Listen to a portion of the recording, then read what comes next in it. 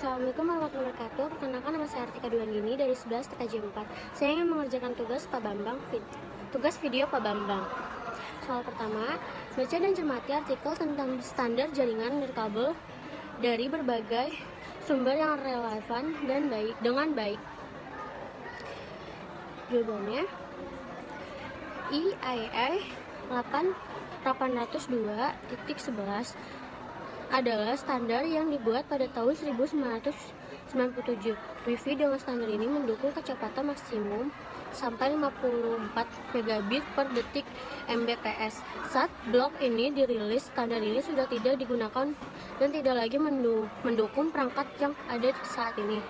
IEEE 802.11a adalah penerus dari 802.11 yang dibuat pada tahun 1999, berjalan pada pita frekuensi 5 GHz dan 4 GHz. Kecepatan yang ditawarkan masih pada maksimum 54 Mbps. Namun standar ini masih memiliki sedikit kekurangan, yaitu pada frekuensi 5 GHz jangkauannya. Wi-Fi sering kurang optimal karena kesulitan menangani objek yang menghalangi jalur sinyal.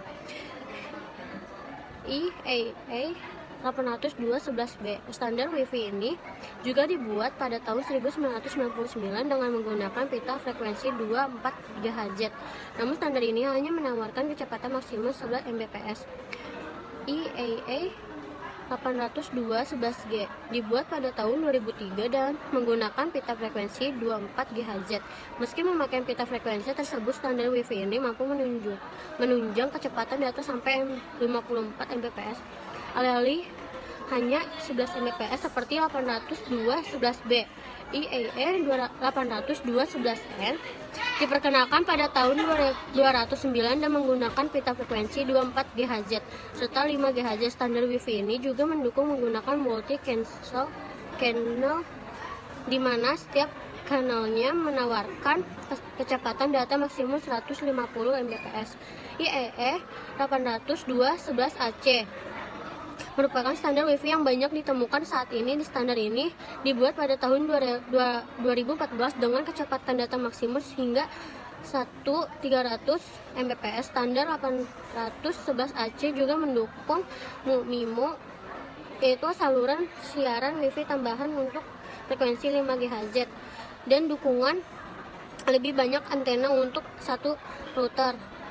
IEEE 802.11ax merupakan standar Wi-Fi yang dirilis pada 2019. Standar ini menempatkan Wi-Fi yang menawarkan kecepatan data sampai 10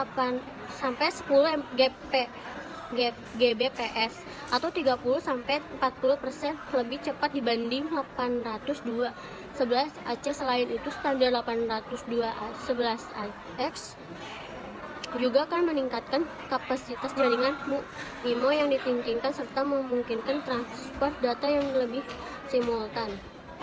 IEEE 802.11be konon akan terjadi standar Wi-Fi selanjutnya setelah 802.11ax. Spesifikasi untuk standar Wi-Fi ini sendiri belum sepenuhnya tuntas, namun berdasarkan dokumen Explorer IEEE 802.11be menjanjikan bandwidth 2 kali lipat dengan kecepatan sampai 40 Gbps.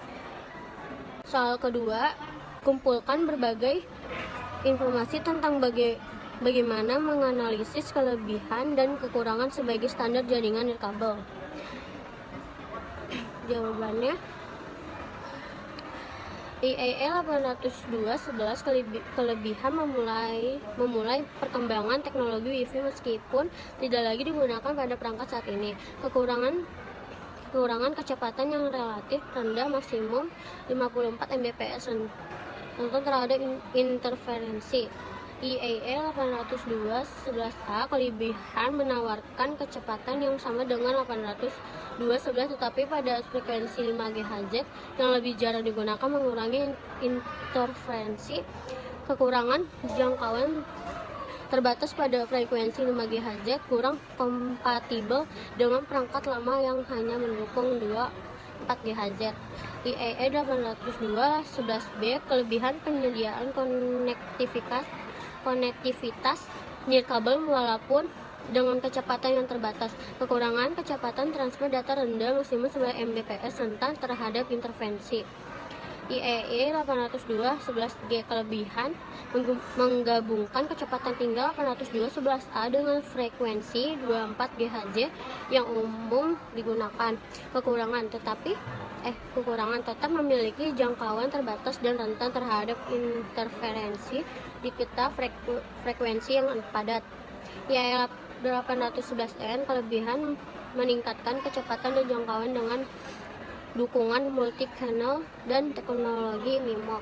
Kekurangan dapat menjadi mahal dan konsumsi daya lebih tinggi pada perangkat tertentu.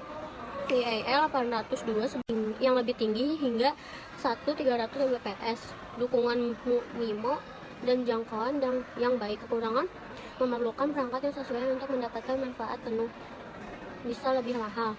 IEEE 802.11ax kelebihan kecepatan data yang sangat tinggi hingga 10 Gbps, peningkatan kapasitas jaringan dukungan MIMO yang ditingkatkan. Kekurangan perangkat yang lebih baru diperlukan untuk mendukung fitur-fitur ini mungkin butuh biaya lebih tinggi. IEEE 811be kelebihan janji akan memberikan kecepatan yang sangat tinggi hingga 40 Gbps dan bandwidth yang lebih besar. Kekurangan spesifikasi belum sepenuhnya jelas, belum ada implementasi yang ada saat ini. Sekian dari saya. Assalamualaikum warahmatullahi wabarakatuh.